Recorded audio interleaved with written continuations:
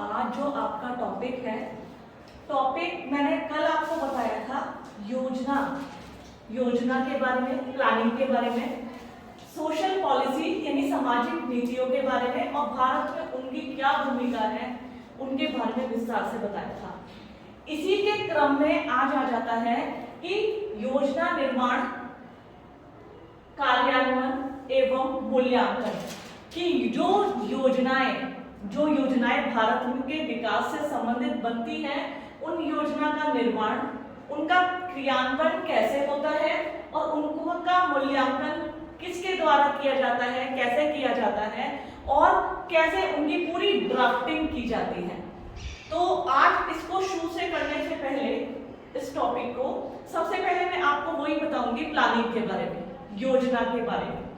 देखिए, योजना जैसे कि मैंने कल आपको बताया था, किसी कार्य को करने से पहले जब हम उस कार्य की पूर्व तैयारी कर लेते हैं, अच्छे ढंग से हमें कैसे कार्य करना है, कितने दिनों में उसे पूरा करना है। जैसे इसे एक छोटे से एग्जांपल से बताऊंगी। हाल ही में मैंने तुमसे कहा है कि तुम्हें डेजर्टेशन करना है, क्षेत्रीय अध्ययन कार्य। मैंने बताया है तुम्हें अपने क्षेत्रीय अध्ययन कार्य को 60 दिन में पूरा कर लेना है।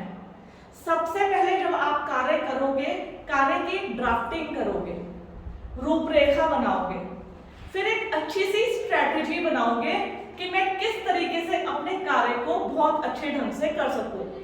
देखिए, कार्य सारे बहुत कठिन होते हैं। अगर हम डेजर्टेशन की बात करें, डेजर्टेशन में सबसे पहले आपको एक विषय का चयन करना है, फिर क्षेत्र, किस क्षेत्र का अध्ययन करेंगे, कैसे करेंगे, कौन कौन सी अध्ययन की विधियों का इस्तेमाल में लाएंगे, फिर उस क्षेत्र में कैसे जाएंगे, कैसे रिसर्च करेंगे, लोगों से पूछताछ करना, अपने उसको जीवंत बनाने के लिए वीडियो भी बनाना, फोटो भी खींचना, यानी सब चीज के लिए योजना बनानी पड़ती है। और आपके पास एक अच्छी यदि स्ट्रैटेजी है तो काम बहुत अच्छा होता है, निपुणता के साथ होता है और काम शीघ्र संपादित हो जाता है और उस काम की सफलता का प्रतिशत बहुत अधिक मिलता है। बड़ी बड़ी कंपनियों में, बड़ी बड़ी चीजों में, इवन प्रतियोगी परीक्षाओं में भी अगर हमारे पास एक अच्छी स्ट्रैटेजी है तो उस स्ट्रैटेजी के माध्यम से हम क्या कर सकते हैं, बड़े से बड़े कंपटीशन को बीट कर सकते हैं। आज मैं यदि तुम्हें भारत की बात बताऊं तो जितने बड़े इंडस्ट्रियलिस्ट, किनको जानते हो आप उद्योगपतियों में? अंबानी, सबके मुंह में निकल के आता है अंबानी। अंबानी ग्रुप्स में ऐसा क्या है कि जो निरंतर वो भारत, क्या वर्ल्ड के सबसे रिचेस्ट पर्सन बढ़ते जा रहे हैं, इवन बन गए हैं, क्योंकि उनके पास जो एक स्ट्रैटेजी है, उस स्ट्रैटेजी ने अंबानी को फर्श से अर्श तक ले गई है। और वो क्या थी? स्ट्रैटेजी। तो एक अच्छी स्ट्रैटेजी हमें बिल्कुल, किसे कहते हैं ना, फर्श से लेकर आसमान तक पहुंचा सकती है। चाहे वो कंपटीशन हो, चाहे कोई बिजनेस हो, चाहे कंपनी हो, किसी भी चीज में अगर आपके पास एक अच्छी स्ट्रैटेजी है तो किसी भी क्षेत्र में आप सफलता हासिल कर सकते हैं। तो ध्यान रखना मेरे बात। साथ ही साथ जब हम योजना बनाते हैं, और योजना का संबंध आज सबसे पहले मैं तुम्हें बता दूं पूरा सरकारी तंत्र से। मैंने कल तुम्हें बताया था, सरकार जो होती है अपने देश की परिस्थितियों के अनुरूप, मैंने कल बताया था ना, देश, काल और परिस्थिति के अनुरूप जो हमारे देश की परिस्थितियां हैं, जरूरी नहीं है कनाडा और रशिया की भी वही परिस्थितियां होंगी, उनकी परिस्थितियां अलग अलग होती हैं, उसी के अनुरूप क्या बनती है, योजनाएं। जैसे अगर मैं कहूं कनाडा, आपने नाम सुना ना कंट्री का, कनाडा का क्षेत्रफल बहुत अधिक है। रशिया के बाद सेकंड नंबर पे आता है कनाडा क्षेत्रफल के मामले में, लेकिन इतनी अधिक जनसंख्या वहां नहीं है। वहां पे स्किल्स वाले लोग बहुत कम होते हैं। तुमने देखा होगा पंजाब से बहुत अधिक लोग कनाडा में पलायन कर गए हैं, क्योंकि पंजाब के लोग ऐसा माना जाता है बहुत मेहनती होते हैं, उनके अंदर स्किल्स होते हैं, इसके कारण उन्होंने विदेशों में अपना परचम लहराया है। कहने का मतलब जिस देश की परिस्थितियां, वहां की परिस्थितियां, क्षेत्रफल अधिक है, काम करने वाले लोग कम हैं, तो वो क्या करते हैं, बाहर से आने वालों का स्वागत करते हैं, और जो उनकी भूमि में जैसे किसान बन गए, अन्य क्षेत्रों में अभियांत्रिकी या अन्य क्षेत्रों में जाते हैं, उन्हें वो बहुत फायदा मिलता है। भारत की जो परिस्थितियां हैं, विषम भौगोलिक परिस्थिति वाला भारत, यहाँ की परिस्थितियां एक जैसी नहीं है। यहाँ तो हिमालय पर्वत, मैदानी क्षेत्र, तटीय क्षेत्र और पठार अलग अलग है। तो देश काल परिस्थितियों के अनुरूप योजनाओं का निर्माण किया जाता है। सबसे पहले जब हमारा भारत देश आजाद हुआ था, आजाद होने के बाद यहाँ बहुत सारी विषमताएं, आर्थिक विकास ना के बराबर था, ठीक है, साथ ही साथ यहाँ पे गरीबी थी, बेरोजगारी थी और विषमता बहुत अधिक थी। उद्योगों का इस तरीके से विकास नहीं हुआ था जिस तरीके से होना चाहिए था। अनेकों समस्याओं का जन्म हुआ था सन 1947 में, जब देश आजाद हुआ। देश आजाद होने के साथ साथ ही अनेकों समस्याओं ने भी उसके साथ जन्म लिया था। अब हमारे सामने एक बहुत बड़ी चुनौती थी कि एक नवीन देश भारत, स्वतंत्र भारत जिसे हम कहते थे, बहुत सारी समस्याओं के साथ जन्मा देश, तो सरकार के पास चुनौतियां थी उस गरीबी को दूर करने की, आर्थिक विकास दर को बढ़ाने की, इसी प्रकार औद्योगिक विकास दर को बढ़ाने की, विषमता को समाप्त करने की, रोजगार के अवसर, शिक्षा, इनको पैदा करने की। तो सरकार ने इन सब चीजों पर बड़ी गंभीरता पूर्वक मंथन किया गया। तो सबसे पहले अस्तित्व में आया योजना आयोग। 15 मार्च 1950 को योजना आयोग अस्तित्व में आया। देखिए, हालांकि वर्तमान में योजना आयोग का अस्तित्व नहीं है, लेकिन अगर आप योजना नियोजन पढ़ रहे हैं तो आपको योजना आयोग के बारे में पढ़ना चाहिए। थोड़ा सा इसके बारे में मैं बताऊंगी। योजना आयोग की स्थापना 15 मार्च 1950 को हुई। देश के प्रधानमंत्री को इसका अध्यक्ष बनाया गया। जो इसका योजना आयोग का अध्यक्ष होता था, ये गैर संवैधानिक निकाय था और इसके जो अध्यक्ष होते थे वो हमारे देश के प्रधानमंत्री हुआ करते थे। तब योजना आयोग ने कहा कि अरे, भारत में तो बहुत ज्यादा विषमताएं हैं, आर्थिक विकास दर नहीं है, तो यहाँ पे योजनाएं बनानी पड़ेंगी, उसके अनुरूप कार्य करना पड़ेगा।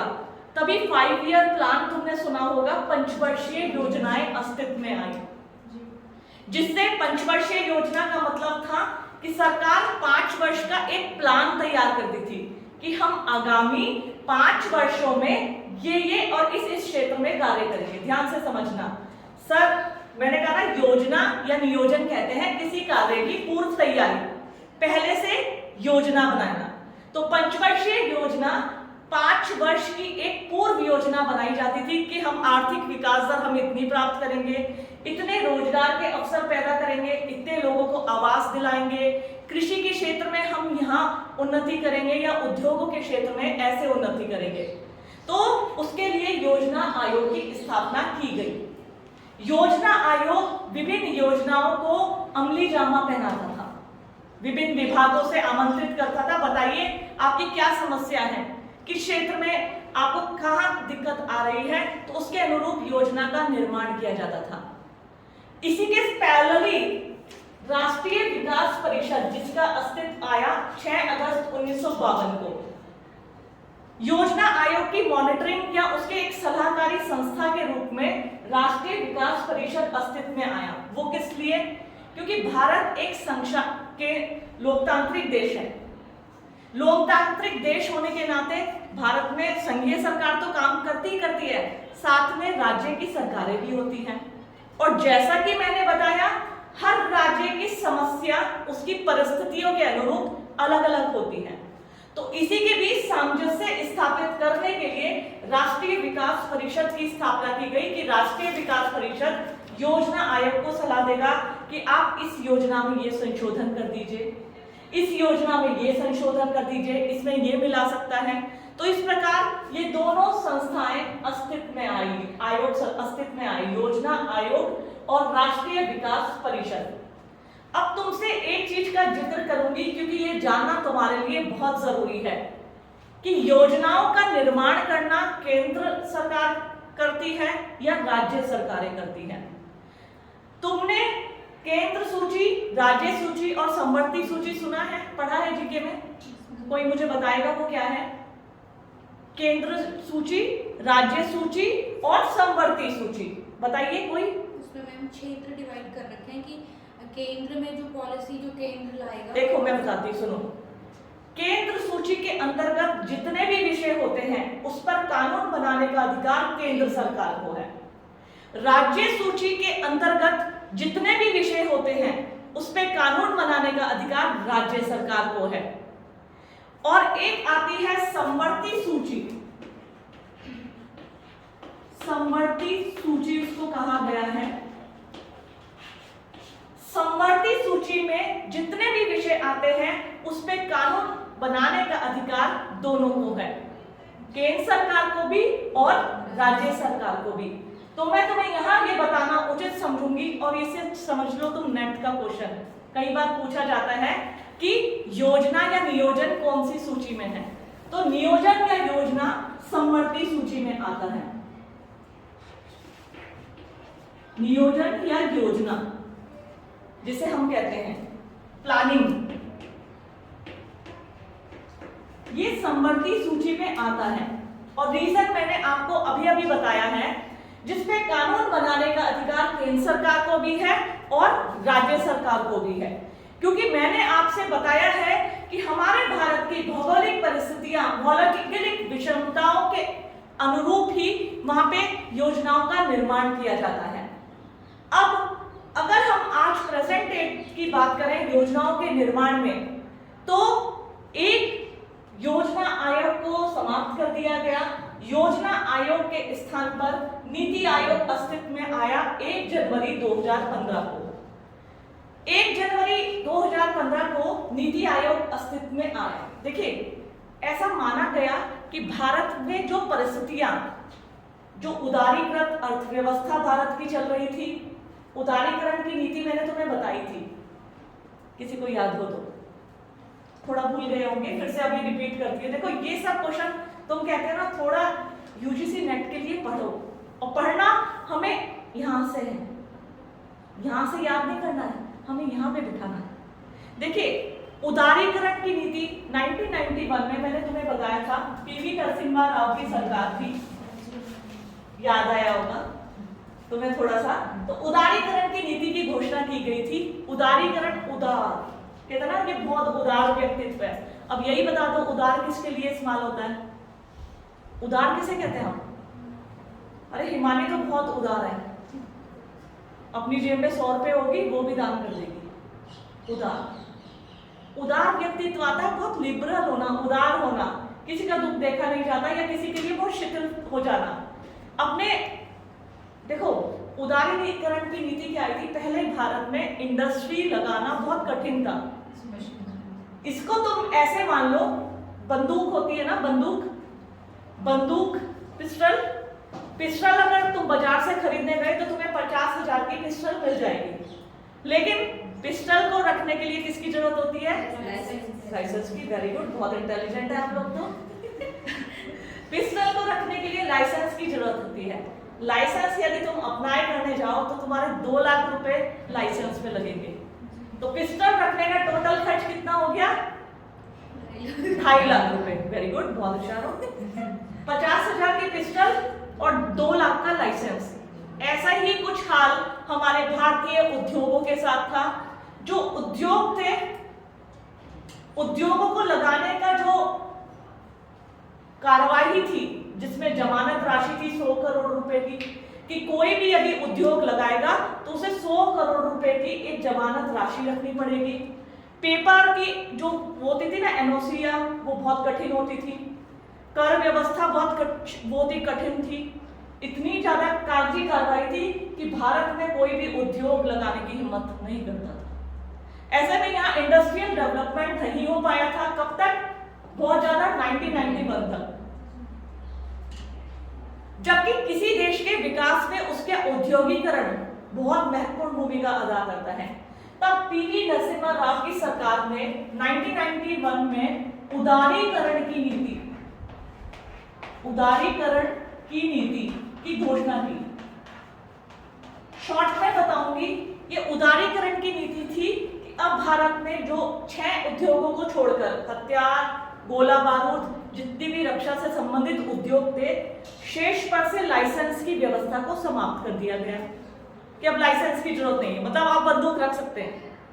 ठीक है, एग्जाम्पल दे रही हूँ, तुम बंदूक मत ले आना, लाइसेंस चाहिए, अनुमति भी चाहिए। अब ये हुआ उदारीकरण की नीति के तहत जो पहले उद्योगों के लिए लाइसेंस की व्यवस्था थी उसको समाप्त कर दिया गया। जो 100 करोड़ रुपए की जमानत राशि थी उसको भी खत्म कर दिया गया। Single window system, single window system कहते हैं जहां कागजी कार्रवाई बहुत सुलभ होती है, ज्यादा परेशानी नहीं होती। अब इसका फायदा उठाते हुए भारत के अंदर सभी कंपनियों ने अपनी उत्पादन इकाइयां स्थापित कर दी और भारत में भारी मात्रा में इंडस्ट्रियलाइजेशन हुआ। देखा तो जाए, जितना भी आज इंडस्ट्रियलाइजेशन हम देख रहे थे, पहले हम कारें, टीवी, रेफ्रिजरेटर विदेशों से मंगाते थे जहाजों पर लद कर, जितने का वो सामान भी होता था उससे ज्यादा उसका भाड़ा देना पड़ता था, किराया देना पड़ता था जो हम विदेशों से मंगाया करते थे। लेकिन जब वो भारत में ही बनने लगे तो उनकी उत्पादन लागत कम हुई, आम लोगों की पहुंच टीवी, फ्रिज, कार, ट्रैक्टर इन सब तक होने लगी। देखिए, पहले सिर्फ अमीर जमींदार लोग ही विदेशों से मंगाया करते थे, जो बड़े बड़े रिचेस्ट पर्सन होते थे और अपनी हैसियत रखते थे कार खरीदने की, टेलीविजन रखने की, सबके पास नहीं हुआ करते थे। अगर आज प्रेजेंट टाइम में मैं बात करूं तो ये पूछना बड़ा हास्यास्पद हो गया, आपके घर में क्या फ्रिज है? तो आप कहोगे हो मैडम कैसा क्वेश्चन पूछ रही है, हमारे पास तो सबके पास मोबाइल भी है, स्कूटी भी है, फ्रिज, टीवी तो हम फुल्ली ले चुके हैं कब का। कहने का मतलब इंडस्ट्रियलाइजेशन हुआ, इसके वजह से चीजें सस्ती हुई।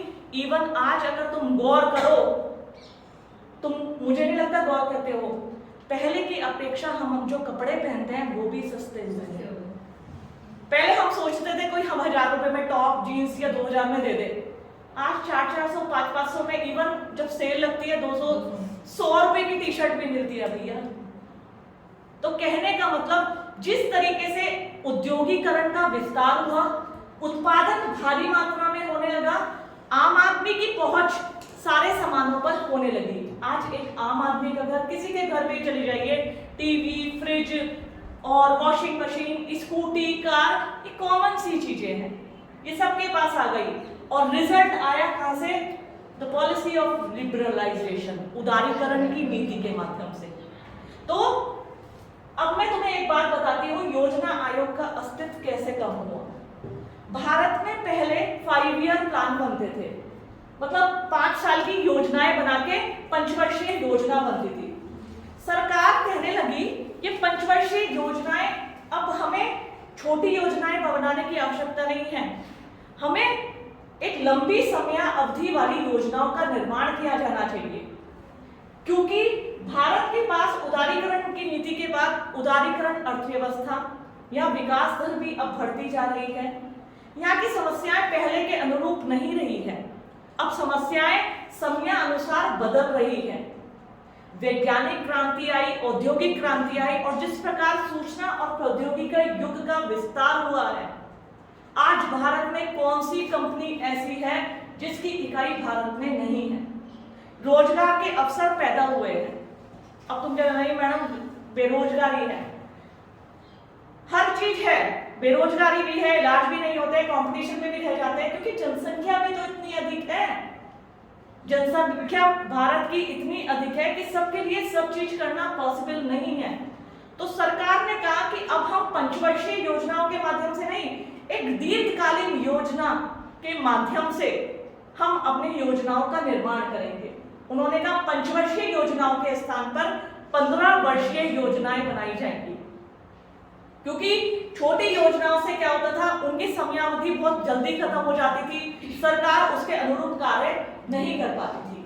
उन्होंने कहा जिस प्रकार विषमताएं हैं, जिस प्रकार उदारीकृत अर्थव्यवस्था है, समाज बदल रहा है, उसके अनुरूप योजनाओं में भी तब्दीली आनी बहुत आवश्यक है। तब आया नीति आयोग, 1 जनवरी 2015 को अस्तित्व में आया।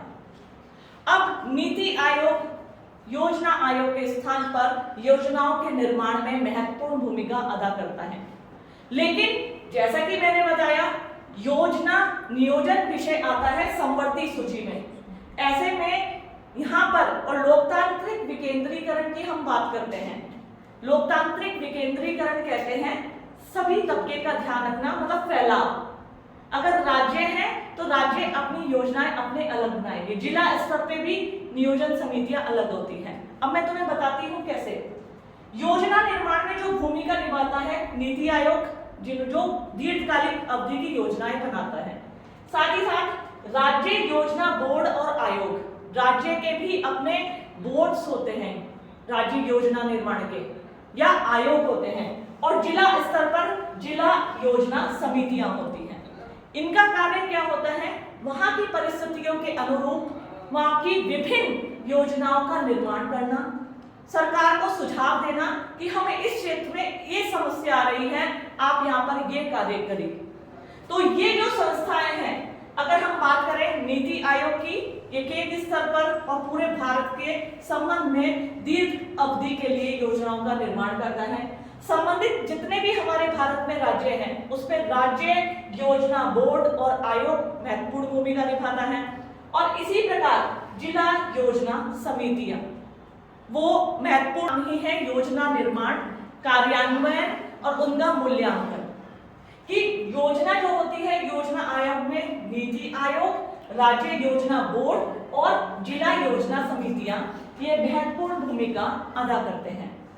अब जितनी भी योजनाएं बनती हैं, देखिए यहाँ पे जो हमारे नीति आयोग, ये जितने भी ये बने हैं, खास तौर पे नीति आयोग की बात करें तो पूरे प्रदेश के लिए, पूरे भारत के लिए जो अपनी योजनाएं होती है उनकी रूपरेखा ड्राफ्टिंग कैसे करता है, कैसे योजनाओं का निर्माण करता है और कैसे उनकी मॉनिटरिंग करवाता है, तो ये सब हम आगे भी उसमें पढ़ेंगे।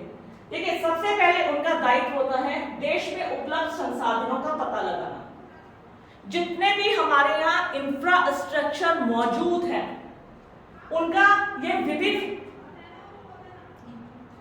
समितियों के माध्यम से, विभिन्न तरीकों से, विभिन्न विभागों के अध्यक्ष से पूछता है आपको कहाँ समस्या आई है, या आपके पास कौन से संसाधन है, आपके एरिया में कौन से ऐसे संसाधन हैं जो आपके पास एक्स्ट्रा है, उनका उपयोग हम अन्य राज्यों में कर सकते हैं। तो ये क्या करता है, देश में उपलब्ध संसाधनों का पता लगाता है। फिर उसके बाद देश के संसाधनों के प्रभावी एवं संतुलित उपयोग के लिए योजनाओं का निर्माण करता है।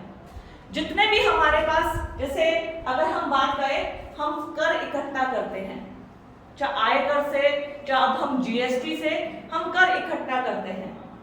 अब देखिए, जब हम साधारण रूप से अपने घर के खर्च को भी चलाते हैं, मान लीजिए आप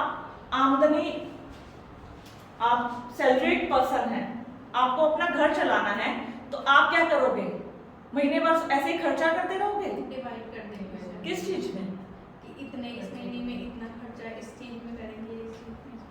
हम क्या करते हैं, ड्राफ्टिंग करते हैं। बाई चांस अगर मैं तुम्हें अपने घर की बात बताऊं, तो जैसे मुझे लगता है मेरी जो सैलरी है, मेरी सैलरी में मुझे बेटे की फीस देनी है, बिजली का बिल देना है, ठीक है, सब्जी भी आना है, अनाज भी आना है, फिर कुछ पैसे को मुझे सेव भी रखना है कि आकस्मिक कोई किसी की शादी, विवाह, उत्सव या कोई बीमारी ही आ जाए तो मेरे पास मेरी सेविंग भी होनी चाहिए।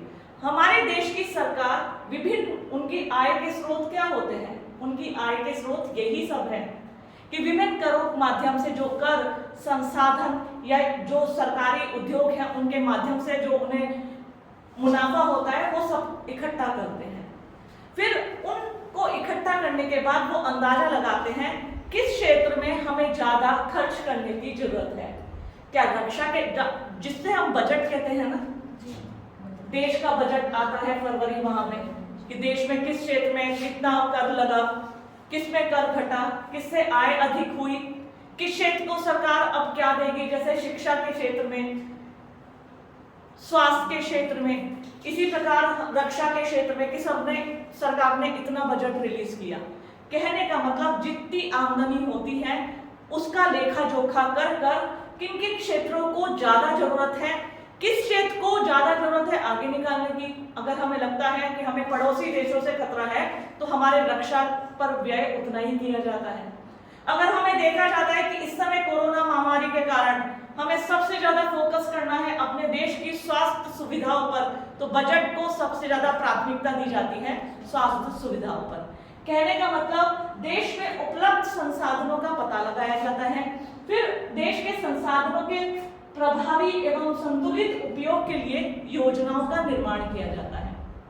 फिर प्राथमिकता निर्धारित करते हुए योजना का कार्यान्वयन किया जाता है। जैसा कि मैंने अभी बताया, प्राथमिकताएं निर्धारित करते हुए कि देश को इस साल किसकी ज्यादा जरूरत है।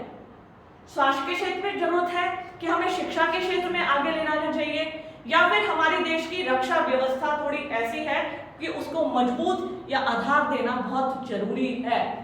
तो ऐसे में सरकार विभिन्न समस्याओं को देखते हुए ये निर्धारित करती है कि प्राथमिकता किस क्षेत्र में देने की आवश्यकता है। तो प्राथमिकताएं निर्धारित करते हुए योजना का कार्यान्वयन किया जाता है, मतलब योजना जो बनाई जाती है उस क्षेत्र में उसका बहुत अधिक ध्यान रखा जाता है। साथ ही साथ मजबूत तंत्र कहा गया है कि बच्चों जितनी भी योजनाएं बनाई जाती हैं उसे विभिन्न क्षेत्रों को मजबूत आधार स्तंभ बनाने के लिए कि उनको आधार मिल सके। हमें ऐसा लग रहा है हमारे देश का किसान जो है इस समय बहुत अधिक सूखा पड़ गया, ठीक है, और किसानों की फसलें या आत्महत्या जैसी समस्याएं अस्तित्व में आ रही है, तो सरकार उस क्षेत्र में बजट रिलीज करती है, उनके कर्जे को माफ करती है, उन्हें आर्थिक अनुदान देती है, उन्हें ब्याज मुक्त कर देती है, ब्याज मुक्त लोन देती है, ऋण जिसे कहते हैं, जिससे वो अपनी स्थिति को सुधार सके। तो इससे क्या होता है, हमारे देश का विकास का तंत्र जो होता है वो मजबूत होता है।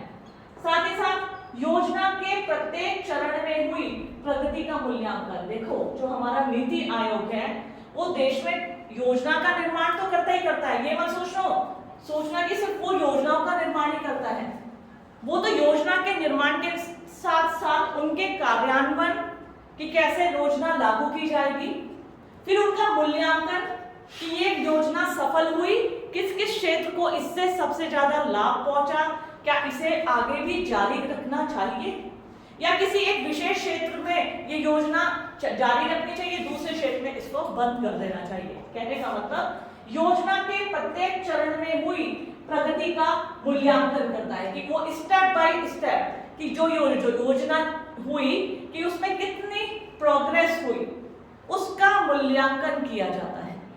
फिर साथ ही साथ ऐसी सिफारिशें जो सौंपे गए कर्तव्यों की पूर्ति के लिए आवश्यक है। साथ ही साथ ये ऐसी सिफारिशें भी करता है कि आगामी जो योजना बनाई जाए उसमें रोजगार पर ध्यान दिया जाए। ऐसा ही नहीं है, देखो कार्य सबसे पहले तो योजना बनाना, फिर योजनाओं को लागू करवाना, फिर उनका मूल्यांकन करना कि योजना कितनी सफल रही, कितने क्षेत्रों को उससे फायदा मिला, लेकिन अब किन क्षेत्रों में ध्यान देने की आवश्यकता है। तो वो सिफारिश करता है कि आगामी जो बजट है या योजनाएं हैं उसमें ध्यान रखा जाए रोजगारी का या शिक्षा का, या शिक्षा ऐसी बनाई जाए कि जो रोजगार परक हो। तो ये उसकी पूरी कार्यप्रणाली है। अगर हम योजनाओं के बारे में बात करें तो योजना निर्माण का पूरा दायित्व ही हमारी सरकार के ऊपर होता है, मैंने बताया था ना। लेकिन चूंकि भारत जो है विषम भौगोलिक परिस्थिति वाला देश है और हम बात करते हैं लोकतांत्रिक विकेंद्रीकरण की, इस लोकतांत्रिक विकेंद्रीकरण में जो योजनाएं होती है वो केंद्र सरकार से राज्य सरकार से जिला स्थानीय निकाय जिसे हम कहते हैं उन तक इनको फैला दिया जाता है कि हर व्यक्ति को, हर तबके को उसका लाभ मिले, हर क्षेत्र को लाभ मिले। इसकी नियोजना या नियोजन को समवर्ती सूची में रखा गया। फिर उसका ढांचा इस प्रकार से बनाया गया जैसे नीति आयोग, राज्य के अपने योजना आयोग और बोर्ड के सदस्य होते हैं, फिर जिला योजन समितियां होती हैं, और साथ ही साथ इनकी जब बैठक होती है ना, इसमें सभी राज्यों के मुख्यमंत्रियों को आमंत्रित किया जाता है। प्रधानमंत्री जी तो रहते ही हैं, कैबिनेट स्तर के मंत्री रहते हैं, कुछ सचिव होते हैं IAS लेवल के, साथ ही साथ राज्य के मुख्यमंत्रियों को, संशासित प्रदेशों के राज्यपालों को भी आमंत्रित किया जाता है। किस लिए? कि आप अपनी स्थानीय स्तर की समस्याओं को बताइए। जैसे हम उत्तराखंड की बात करें, आए दिन जब यहाँ बारिश शुरू होती है, यहाँ की परिस्थितियां प्लेन्स के मुताबिक अलग हो जाती हैं। प्लेन्स में तो आती है बाढ़, हमारे यहाँ बाढ़ कम आती है, भूस्खलन ज्यादा आता है, लैंडस्लाइड हो जाती है, विद्युत व्यवस्था ठप हो जाती है, इसी प्रकार पेयजल व्यवस्था पटरी से उतर जाती है, सड़कें ऐसी हो जाती हैं कि जिन पे यातायात के मार्ग सुलभ ही नहीं हो पाते। तो कहने का मतलब यहाँ की समस्या अलग होती है।